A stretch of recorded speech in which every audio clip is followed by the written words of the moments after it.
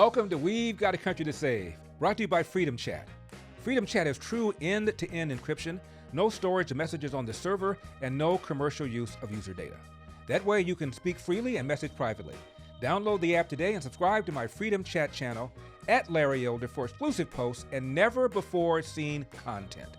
We also thank Impactful Pictures, Old Glory Bank, Patriot Mobile, and El Cholo. Be sure to like and subscribe to our podcast. Make sure to follow or subscribe to my channel on whatever platform you are using, whether X, YouTube, Facebook, or Rumble. I want you to all go back and Google. Please patronize our sponsors so we can keep bringing you these fantastic videos. And if you don't patronize our sponsors, well... Oh, Mama, please go on back to bed, Mama.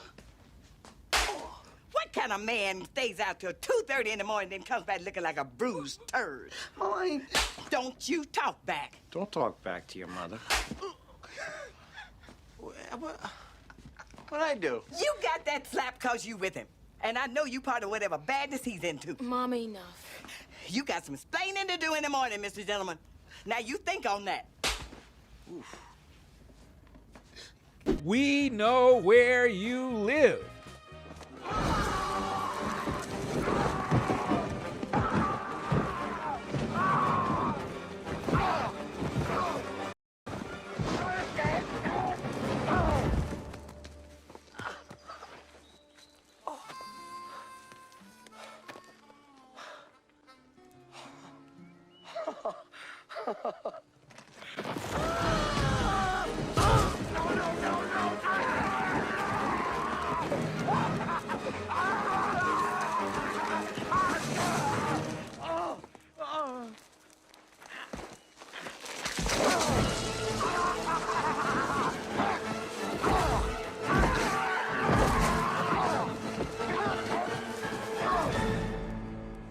Sometimes the troll gets trolled. Jerry, can I get a selfie? Sure. Free Palestine! I don't care about Palestine. That's sad. Missouri Democrat Representative Emanuel Cleaver attacks Elon Musk. Now, I'm going to be quick because I want to send a message to somebody. Elon, take your musty millions and musty Moscow rights to the moon. Because if you don't, we're going to stand up, we're going to speak out, we're going to march, we're going to do anything we need to do to make sure that the people of this country understand that the CFPB is for them. You get your musty hands off of our money or go to Moscow, you musty moon. I want you to all go back and Google. Google.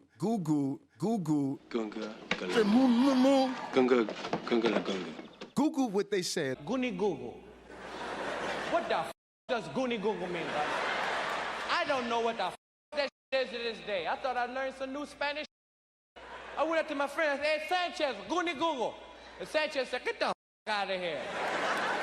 Let's see if we can get everybody in here to woo. I'll sing it one time, and you repeat it after me, okay? Are y'all ready out there now? Are y'all ready out there now? And Google. Ah, that's what I'm talking about. Here we go. Come on. Oh, woo, woo, woo. Oh, woo, woo, woo. Goonie Google. Oh, woo, woo, woo.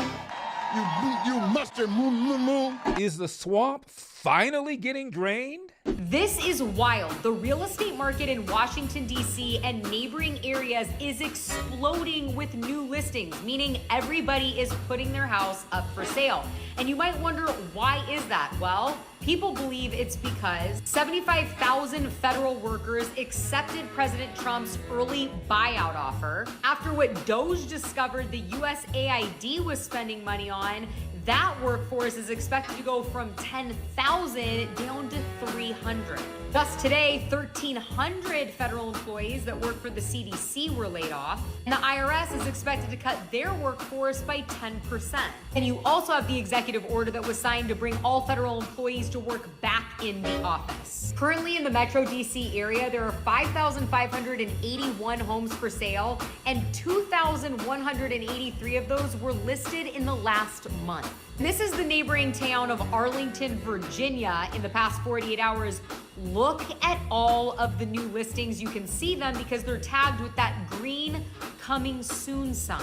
It's looking like a mass exodus from Washington, D.C. and the neighboring areas, and some might say this is what draining the swamp looks like. Also, Trump is correct when he noted that tariffs at one time were the principal source of federal government revenue.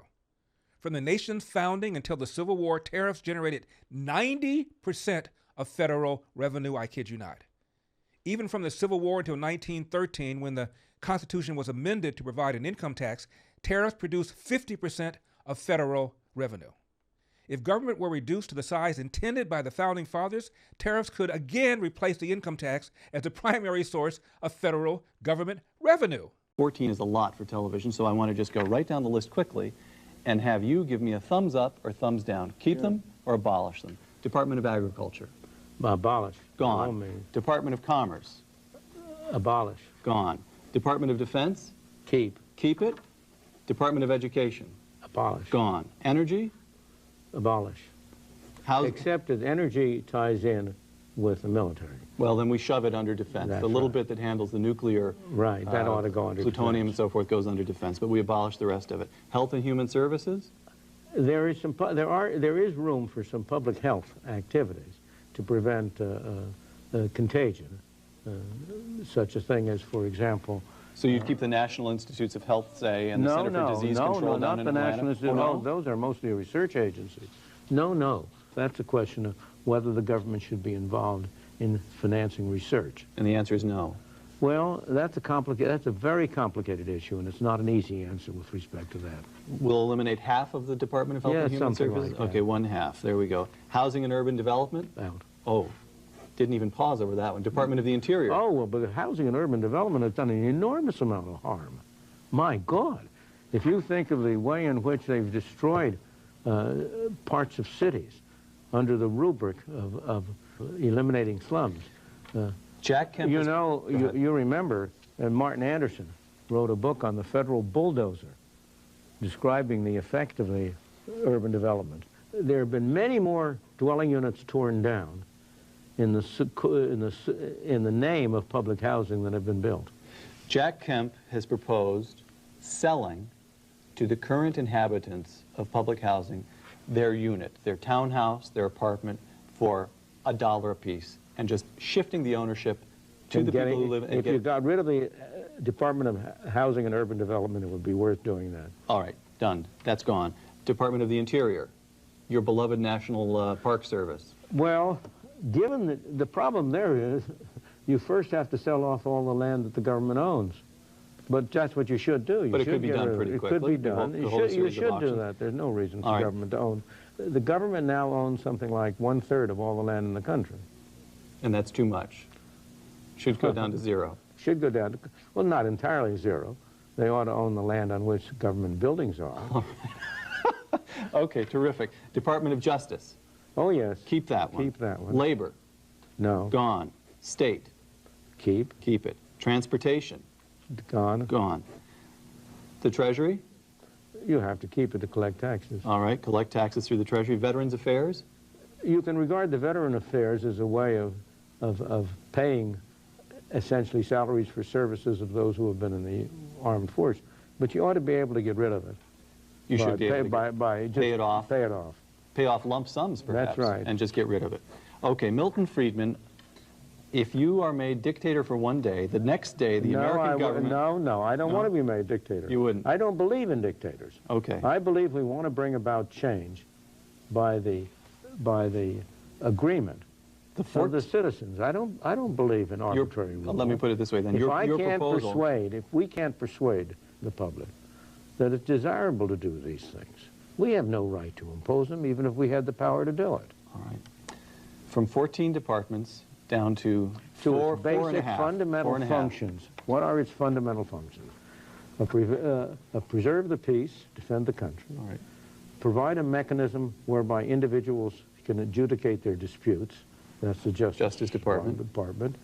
Protect individuals from being coerced by other individuals. The police function. Right. And now, this is both the central government and the state and local governments. The police function is primarily local and central. Right. And those are the fundamental functions of government, in my opinion. Milton Friedman, thank you very much. Let me ask you a question. How many of you are concerned about the invasion of privacy that is currently going on by the Biden administration? Biden's DOJ is invading individuals' private messages and targeting them based on their political affiliation, and that's why I partnered with Freedom Chat, a private social messaging app that, like me, believes privacy is your fundamental human right. Freedom Chat has variable end-to-end encryption, built-in screenshot protection, no storage of messages on their servers, and no commercial use of user data. I'm such a fan of Freedom Chat, in fact, that I have created my own private channel that you can subscribe to for exclusive content, including never-seen images, videos, and posts. Simply download the app, or if you're on Android, join their waitlist. Search for my channel and subscribe. No one can see the channels that you are subscribed to or the posts that you react to. It's your own perfectly curated private news feed. Speak freely and message privately with Freedom Chat. Download the app today and subscribe to my channel at Larry Elder for exclusive posts and never-before-seen content. Americans have had enough of supporting companies that hate our values. Tired of compromise? So am I. It's time to switch to Patriot Mobile, America's only Christian conservative wireless provider.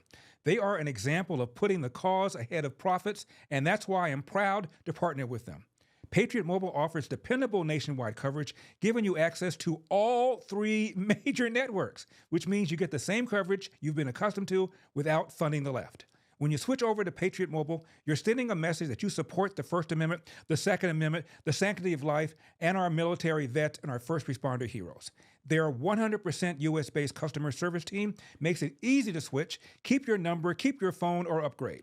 Their team will help you find the best plan for your needs. Just go to patriotmobile.com/Larry or call 972-PATRIOT.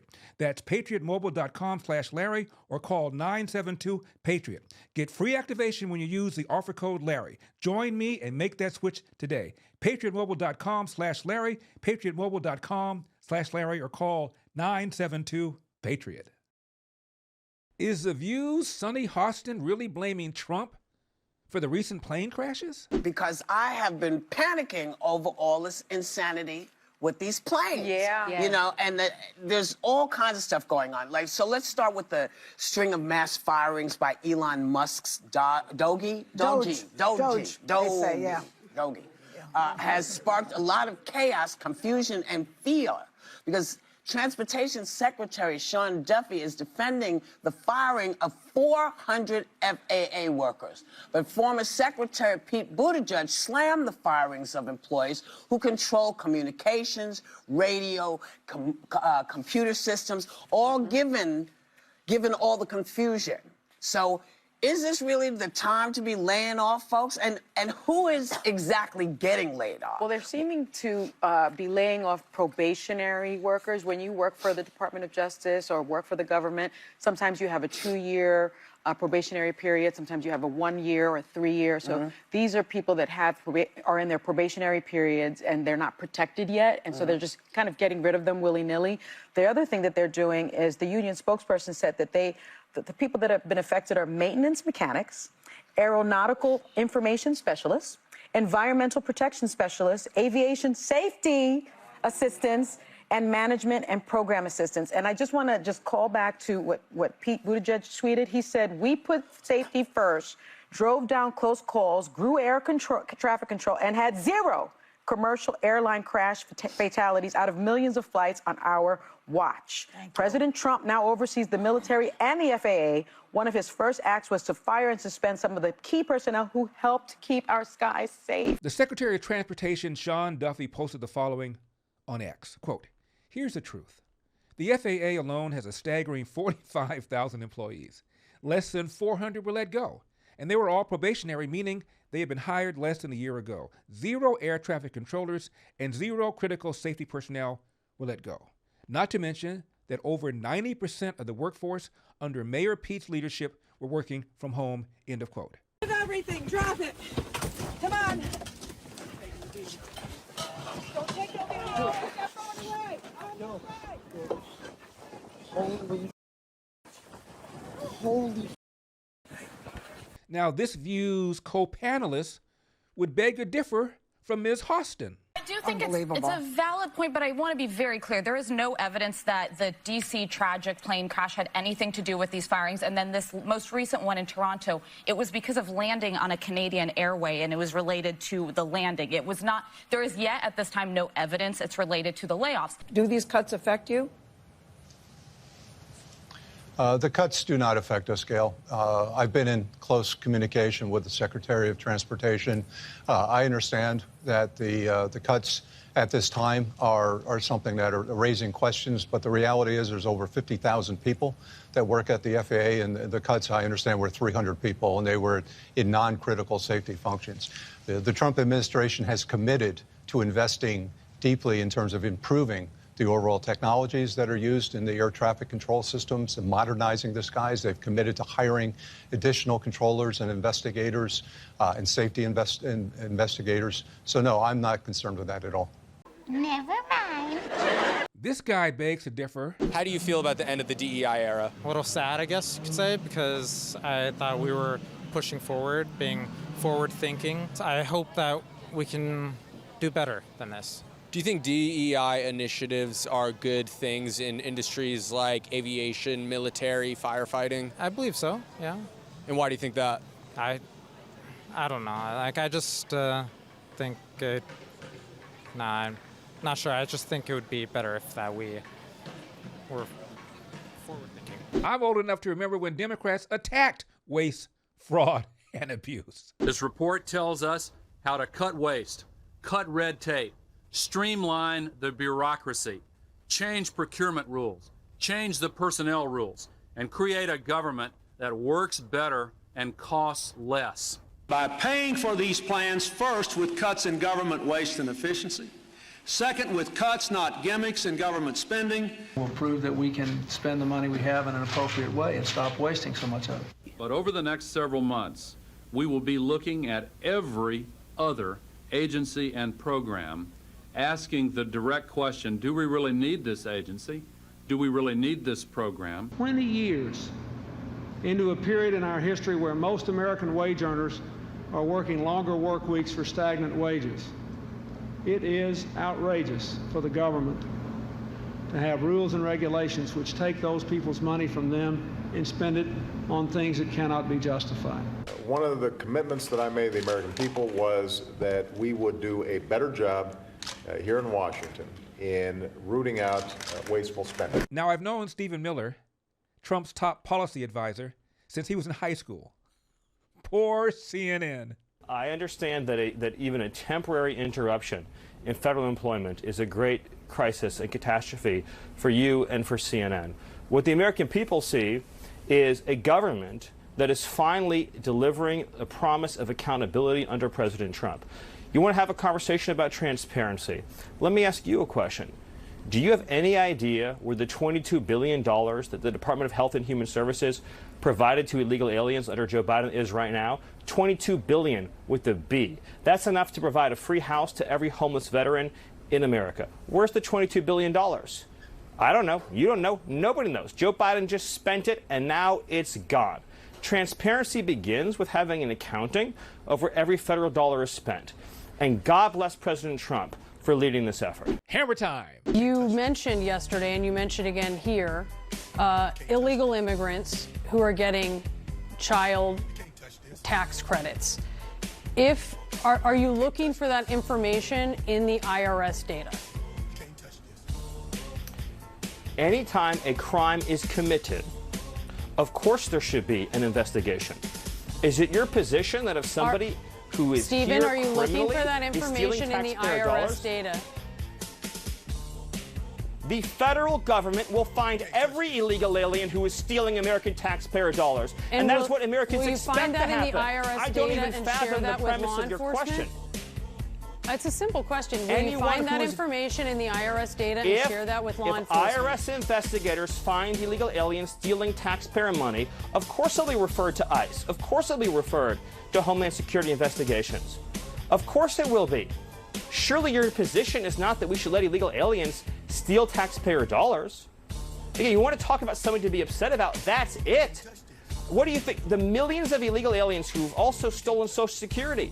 Illegal aliens in mass have fake Social Security numbers. They have fake identities. Those are felonies. Why should there be an entire class in this country that is immunized from criminal prosecution and arrest for committing felonies? Felony theft of taxpayer information, felony theft of Social Security, felony theft of identity. These are all crimes. And yes, they will be investigated. Yes, they will be prosecuted. And yes, illegal aliens will be deported.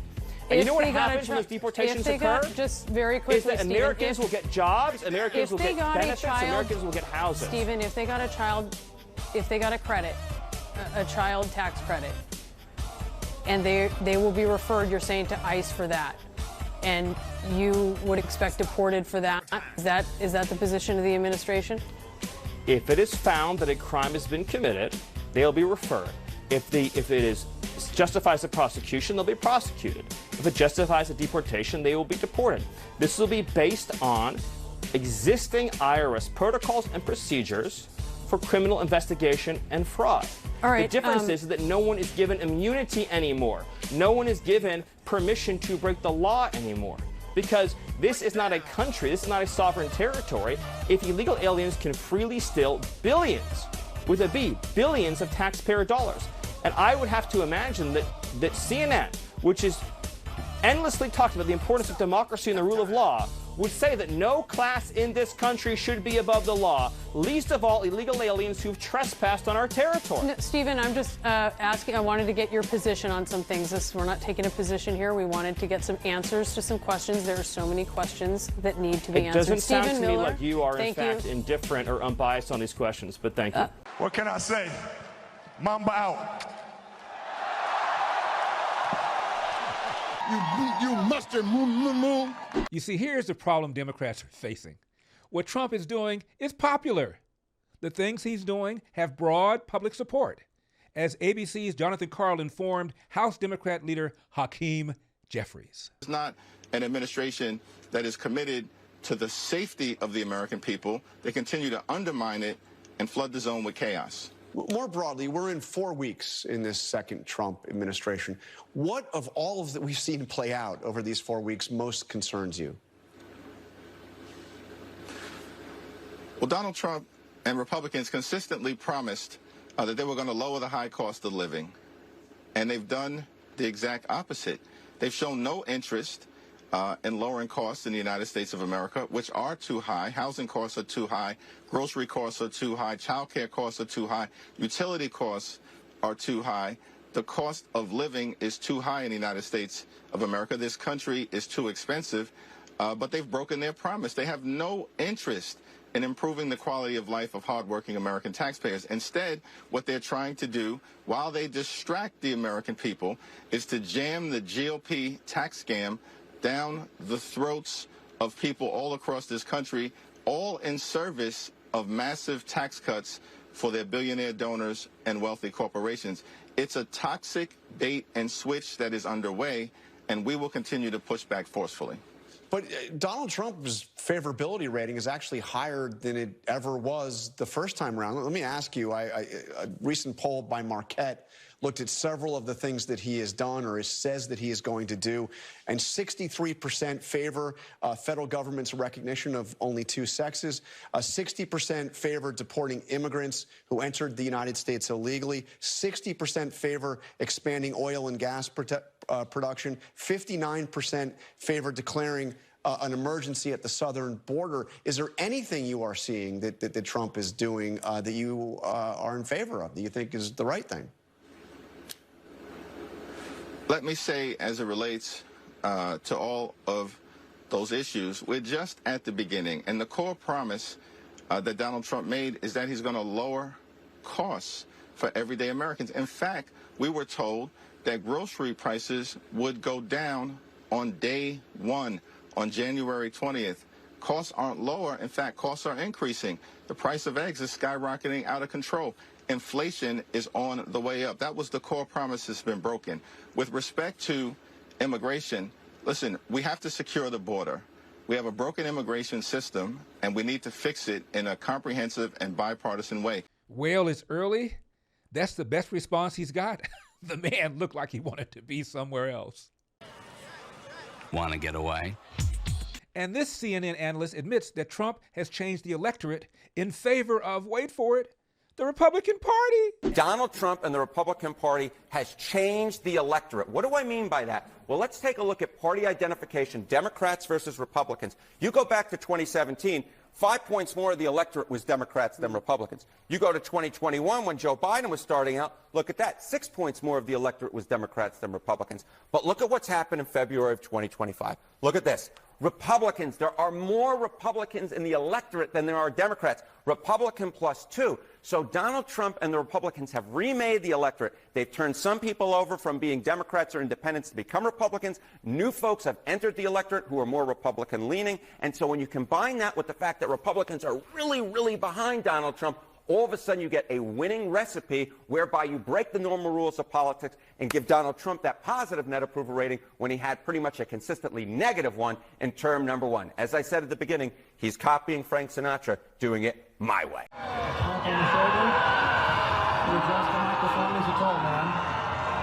Is Marjorie Taylor Greene a beast or what?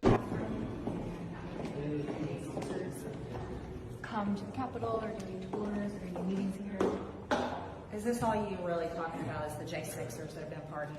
Yeah. Okay, are you going to talk about the Biden family that got pardoned? No? I haven't. Okay, what about the rapers and killers and murderers that Joe Biden pardoned? There are tons of them. Is that a focus at all? Well, I'm asking about J6. I know that's what you're asking. I know that's what you're asking about, and I'm not doing this. This insane place up here and all of y'all's obsession with January 6th is absurd. Everybody outside of here is sick and tired of it. I'm serious. And so Joe Biden pardons all these murderers and rapists and disgusting people, and then everybody up here has got their panties in a wad because J6ers got pardoned. Like people that walk through open doors. A lot of them walk through open doors. That's it.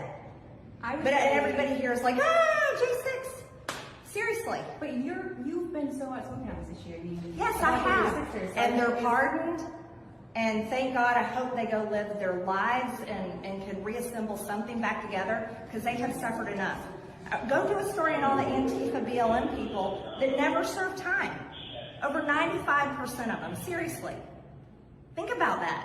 And go do a story on these cities that BLM burned to the ground and they never built back. They raised all that money on ActBlue and they never built those communities back. You don't think it's a fair question to ask you because you've been so outspoken. It is nauseating. I've seen all the Democrat-run networks ad nauseum about January 6th and they just can't get over themselves, but they don't give a about real Americans. The speaker just created a select committee to investigate January 6th, so it's not like Republicans aren't talking about this. No, but it was your question. Are you going to have J6ers come in? Are you going to give them tours? Like, I'm so sick of you people and all this crap. I really am. The reason why I asked that is because other people have said that, and so I assumed you would be one of the people that would also be having tours.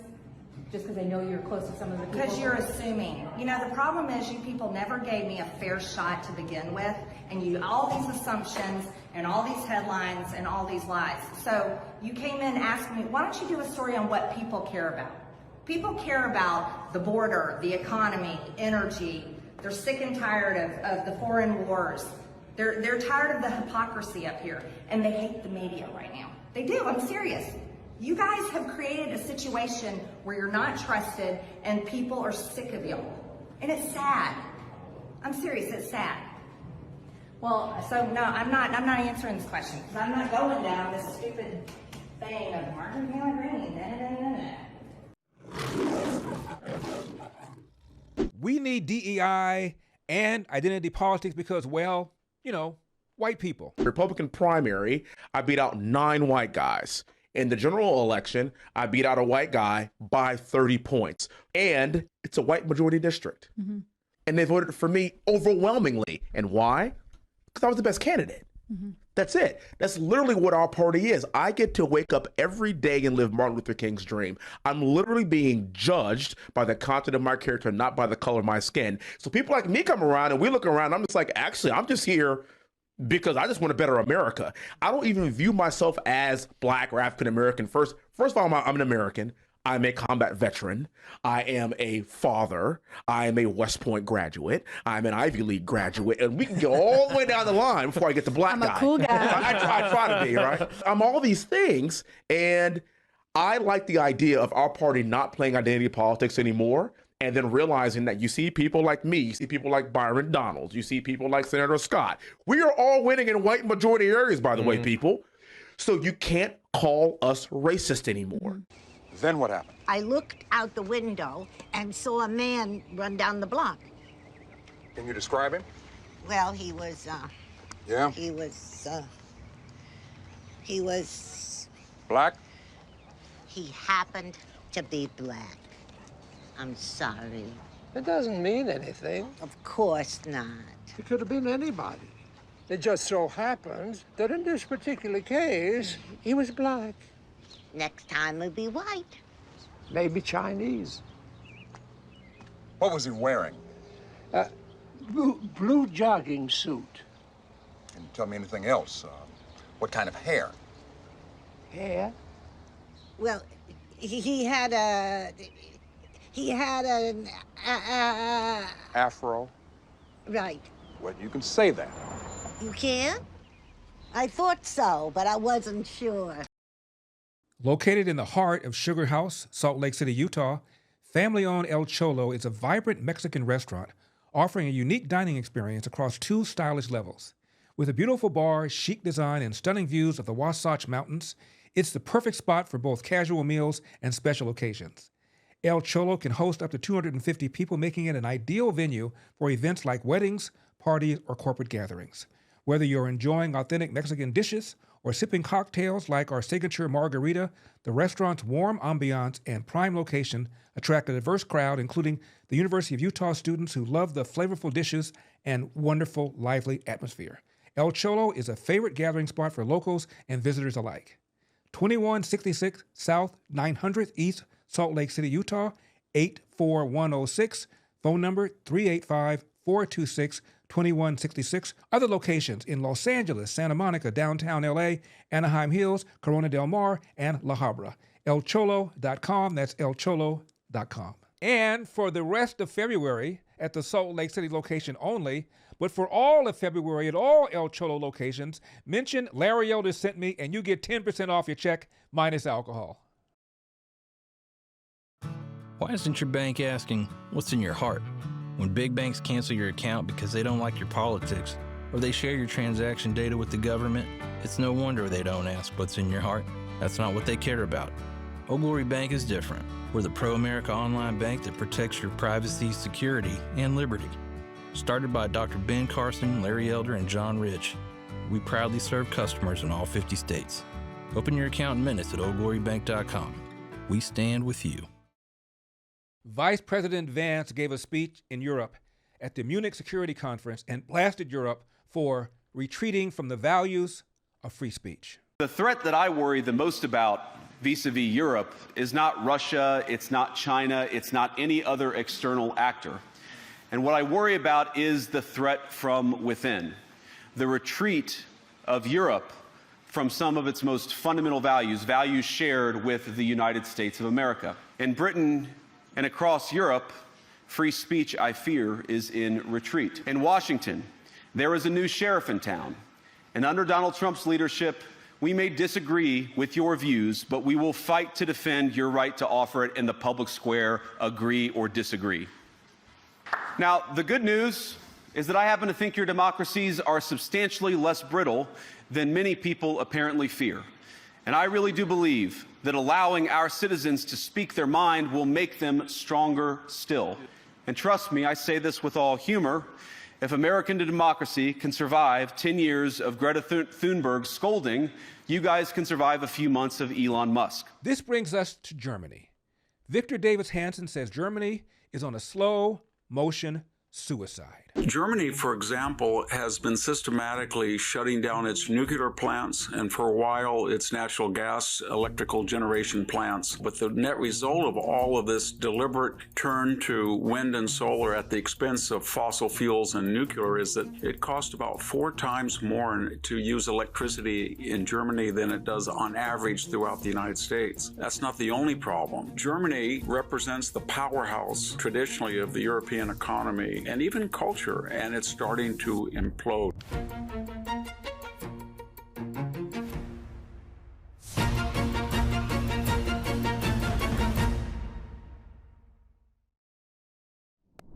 Hi, I'm Victor Davis Hansen for the Daily Signal.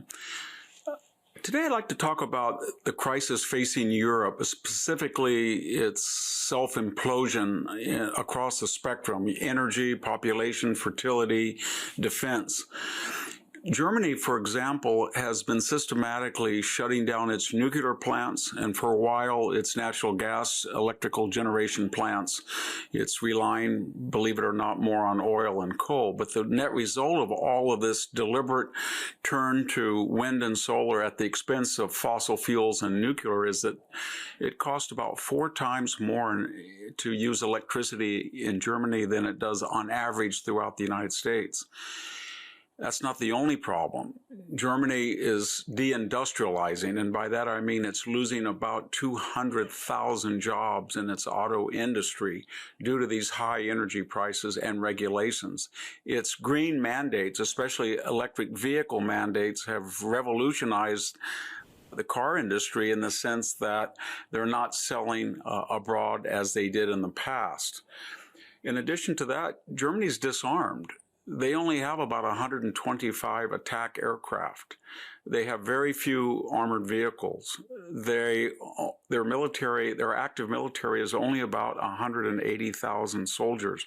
They have 84 million people in the country.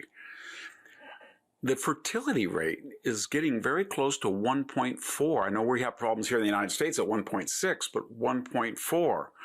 And they don't have borders. They have had 1 million to 2 million illegal aliens just prance into Germany, especially during the last years of the Merkel chancellorship. In terms of percentage of foreign-born, Germany has more foreign-born than does the United States, which doesn't have a border in the South, at least until Donald Trump comes in. 20% of the German population is foreign-born. Why am I mentioning all of this? Because Germany represents the powerhouse traditionally of the European economy and even culture, and it's starting to implode. The euro, the benchmark of European financial health, is about right now, as I speak, at the end of December, $1 to €1, and sometimes even less for the euro. That's very strange because when I used to run a travel company and go to Europe, I remember in 2008, the euro was 1.6. Almost 1.7 per the dollar. So what's happening is that Germany is, I guess we would call it, undertaking a slow motion suicide. But here's the irony. In September 1944, at the height of World War II, the Secretary of the Treasury under the Roosevelt administration, Henry Morgenthau, had a plan for post-war Germany when it was defeated. He didn't want another war, the Franco-Prussian War of 1870-71, World War I, World War II. He said enough. So what did he do? He submitted a plan that was going to deindustrialize Germany, depopulate Germany, change its borders. It was almost as if he was trying to turn it into something like Tacitus's description of first century AD Germany as a pastoral agrarian society. In fact, he explicitly said that. When Joseph Goebbels heard about this, he said, "Oh my God, this is a gift. We're losing the war. We'll tell all of the German people they want us to be permanently pastoral. We'll starve to death. And even if they don't like the Nazis as we've destroyed the country or losing war, they'll fight." thankfully, George Marshall, Chief of Staff of the Army, ex-President Herbert Hoover, and others went to the Roosevelt administration and said, if you institute this plan, they're going to fight to the death. And we have bombed Germany. So when we get into Germany, you'll see that it's almost depopulated now. The net result was they canceled the Morgenthau Plan that would have permanently made Germany depopulated, disarmed, deindustrialized. What's my point in bringing up this historical example? We, the victors of World War II, thought imposing a plan of deliberate deindustrialization, depopulation, disarmament, open borders, destroyed borders would be too Carthaginian. And so we backed off. And now we're here 80 years after the rejection of the Morgenthau Plan, and the German people or the German leadership have essentially updated it and inflicted it on themselves willingly, not by coercion. That's a tragic irony, and it's something we should all take a very close look at. Thank you very much. And right on cue, CBS embedded itself with German police when they conducted a raid on a citizen. What did the citizen do? Well, the citizen posted, quote, an offensive meme, close quote, online. It's 6:01 on a Tuesday morning, and we were with state police as they raided this apartment in northwest Germany. Hier ist die Polizei, wir müssen bitte mal mit Ihnen reden. Inside, 6 armed officers searched a suspect's home, then seized his laptop and cell phone. Prosecutors say those electronics may have been used to commit a crime. The crime, posting a racist cartoon online. At the exact same time, across Germany, more than 50 similar raids played out. Part of what prosecutors say is a coordinated effort to curb online hate speech in Germany. And 60 Minutes actually cheered this. Is it a crime to insult somebody in public? Yes. Yes, it is. And it's a crime to insult them online as well? Yes. The fine could be even higher if you insult someone in the internet. Why? Because in internet, it stays there. If we are talking here face to face, you insult me, I insult you, okay, finish. But if you in the internet, if I insult you or a politician, that sticks around forever. Yeah. The prosecutors explain German law also prohibits the spread of malicious gossip, violent threats, and fake quotes. If somebody posts something that's not true, and then somebody else reposts it or likes it, are they committing a crime? Yeah, in the case of reposting, it is a crime as well, because the reader can't distinguish whether you just invented this or just reposted it. That's the same for us.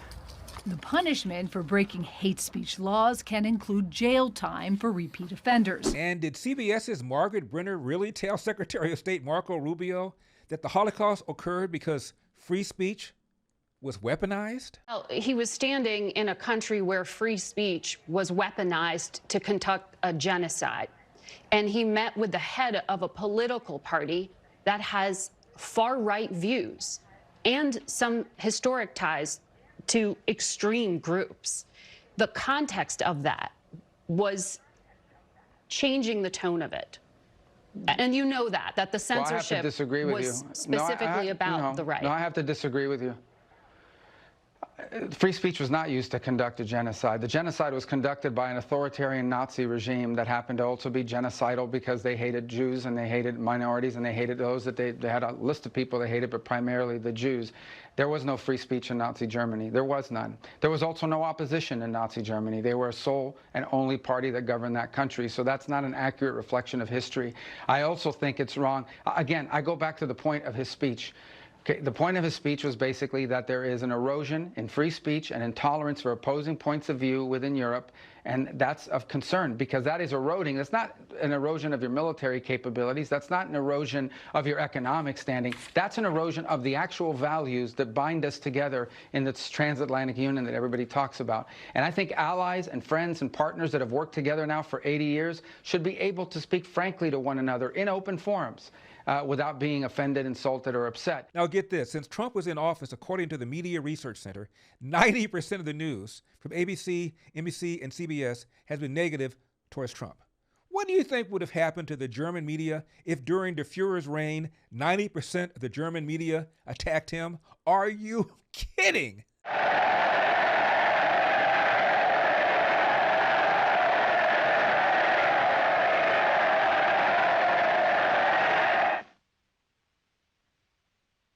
Democracy stunk. So much for I disagree with what you say, but I will defend to the death your right to say it. And this Antifa member didn't seem to care that the owner of a Tesla on which the Antifa guy spray-painted Nazi is a Portland liberal. The video shows the vandal covering his face, writing something on the hood of a car. That happened in broad daylight. I mean, he was brazen. And Tim Tees says the culprit targeted his Tesla, parked in his Northwest Portland driveway on a quiet neighborhood street. During Super Bowl Sunday, while I was up watching the game, my son and I were watching the football game. I showed you the video, they spray painted my car. When Tees went to investigate, he discovered the word Nazi written in red. And he thinks there's a connection to Tesla CEO Elon Musk, who's now serving President Trump. I get that people are upset about Elon. I'm upset about Elon, you know. I bought the car before, you know, Elon went crazy, hence the bumper sticker. A sticker that'll have to wait, since after cleaning, his Tesla is now in storage. I'm thinking about selling the Tesla, although I really like the car. This vandalism, reported to Portland police, follows other incidents, including a suspected arson at a Salem Tesla dealership last month. And in Colorado, a dealership was hit multiple times. Police there said some of the graffiti was offensive and hateful. While back in Portland, Tees has this message for the person responsible. What I would say to him is like, hey, look, dude, if you want to protest, I'll go and protest with you. The $255 I spent to clean my car, I could have used to donate to the DNC or, you know, to a number of other organizations that could have done something a little bit more constructive. Now, while he is considering selling the Tesla, Tees also tells me that he is getting more cameras around his home following this vandalism and a couple break-ins within the last 3 months. A lot of people would have had a different attitude. Arrest the SOB! Now, give it up for Pocahontas. I was a high school debater and I got a scholarship to college. Woohoo! I got a scholarship to college. Yay! I got a scholarship to college. Yay! I was a high school debater and I got a scholarship to college. Woo! I got a scholarship to college. Yay! I got a scholarship to college. Debater, yes! I got a scholarship to college. Yay! I got a scholarship to college. Yay! I got a scholarship. Yay!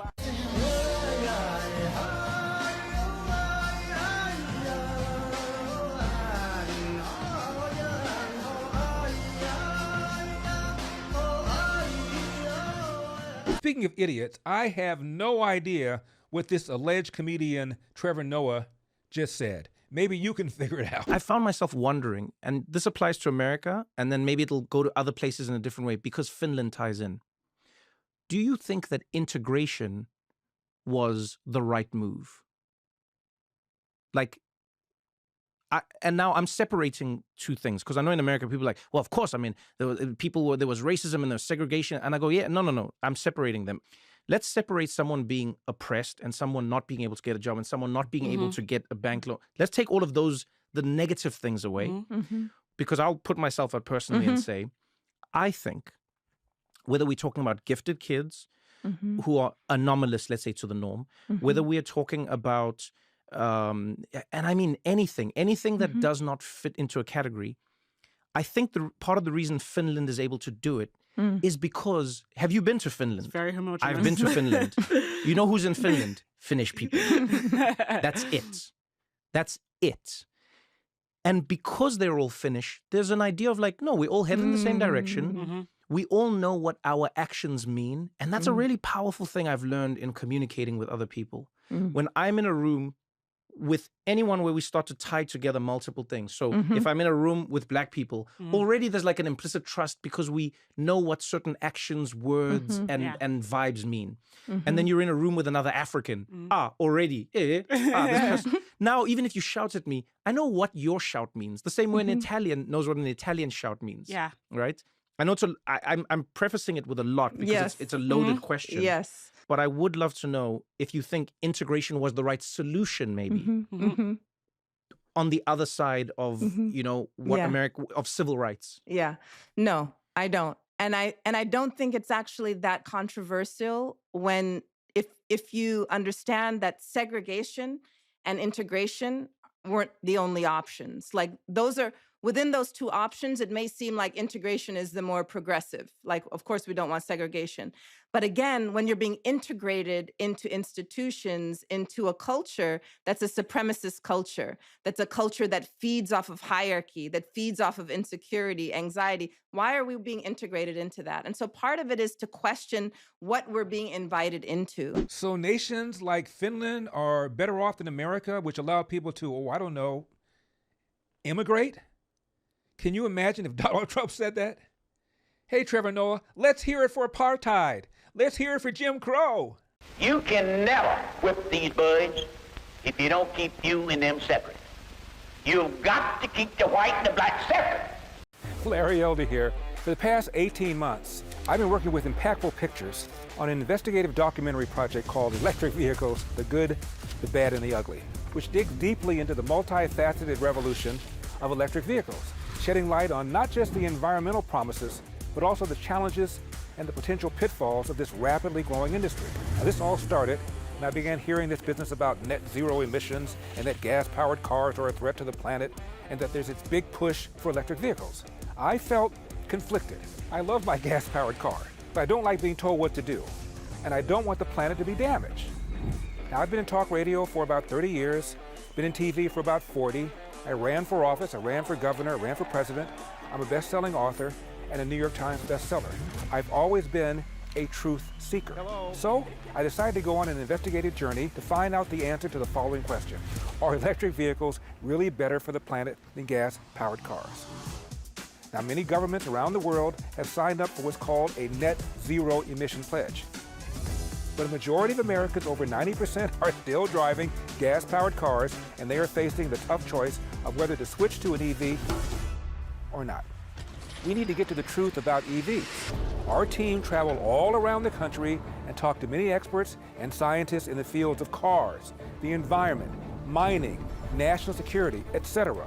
We looked beyond the mainstream media coverage, uncovering the lesser-known aspects of electric vehicles, like the environmental and humanitarian impacts of mining for minerals essential for EV batteries. And what does the future hold for battery disposal and recycling?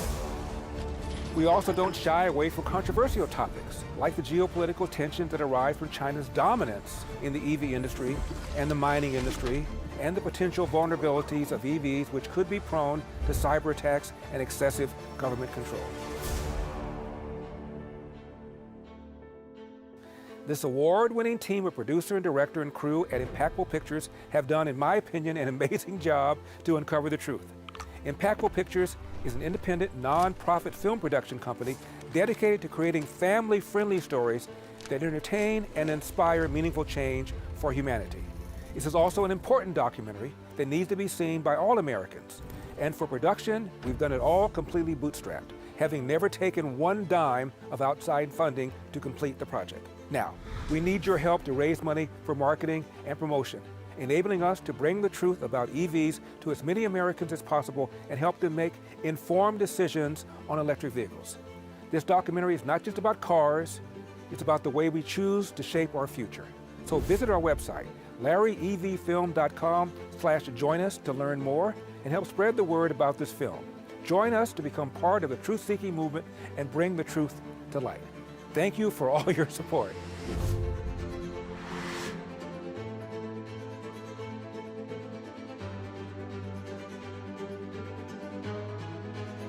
Now, I'd be a little more impressed if old Bernie, self-described Democrat socialist who owns 3 homes, also teed off on George Soros, the biggest individual contributor to the Democrats, and Mark Zuckerberg, who during the 2020 campaign spent $450 million of his own money to get Biden elected. Does anyone really think that the oligarchs give a damn?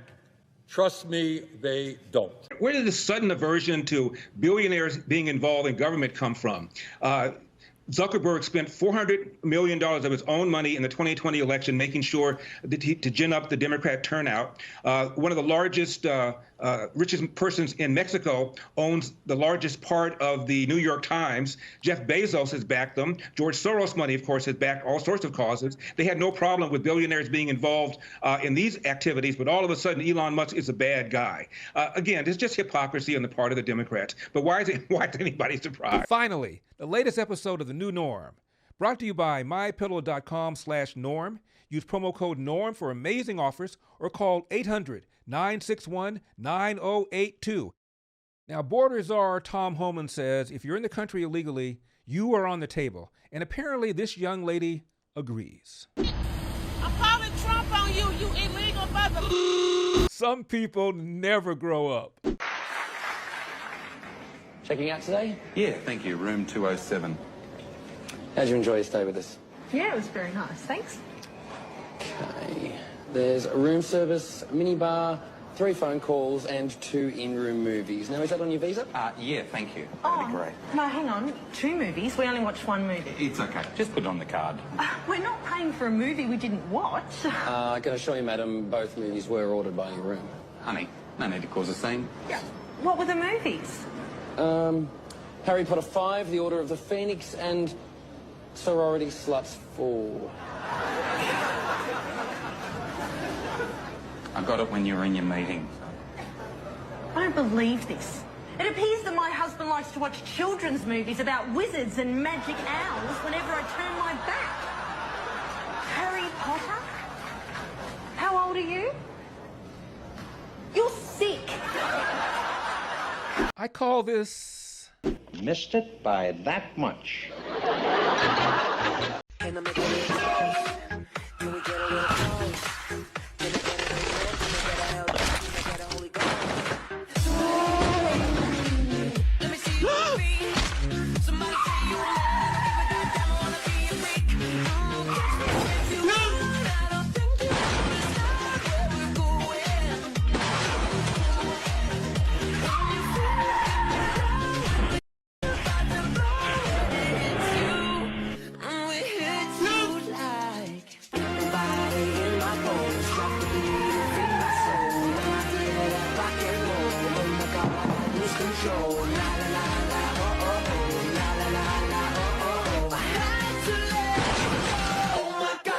Control. Everybody in my bones, drop the beat and free my soul. But I can't right now. Oh my God, I lose control.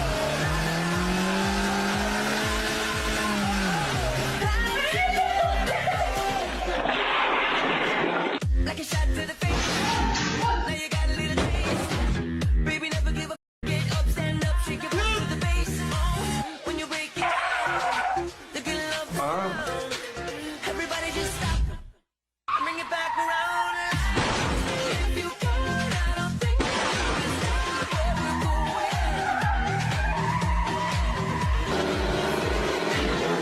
When we're about to blow and it hits you. Embarrassing! Hey, I think you're the father of one of my kids. Here we go again. You're the 3rd woman this week. Look, I know all 5 of my baby mamas, and you ain't one of them. Look, no offense, but none of this does anything for me. I'm sorry, but I know for a fact you are not one of my baby's mamas. Now, how the hell do you think I'm the father of one of your kids? I'm your son's teacher. Hope you enjoyed We've Got a Country to Save. Brought to you by Freedom Chat. Freedom Chat has true end-to-end encryption, no storage of messages on the server, and no commercial use of user data. That way, you can speak freely and message privately. Download the app today and subscribe to my Freedom Chat channel at Larry Elder for exclusive posts and never-before-seen content. We also thank Impactful Pictures, Old Glory Bank, Patriot Mobile, and El Cholo. And be sure to like and subscribe to our podcast.